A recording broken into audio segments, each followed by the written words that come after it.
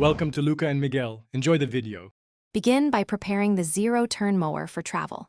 Check the fuel level and remove or secure loose fuel above 1/4 tank. Disconnect the battery terminal to prevent shorts during transport. Inspect tires and top up pressure to the manufacturer recommended PSI. Note typical residential zero-turn mowers weigh 400 to 800 pounds. Verify your trailer tongue and ramp ratings match that weight before you proceed. Gather two 2-inch ratchet straps rated 3,000 lb and wheel chocks. Position the trailer on level ground and set the parking brake on the tow vehicle. Align the ramps with the trailer and ensure the ramp angle is under 15 degrees.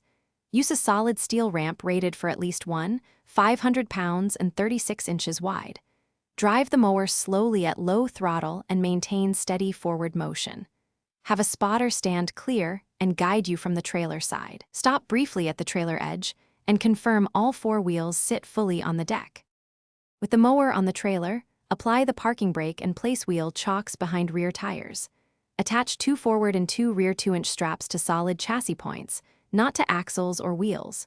Cross the straps slightly to reduce lateral movement and keep straps parallel to prevent twisting.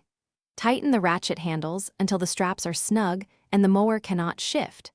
Verify strap tension and recheck all connections after 15 minutes of driving. Drive at reduced speed and maintain increased. Thanks for watching and please subscribe. It's the best investment you'll ever make.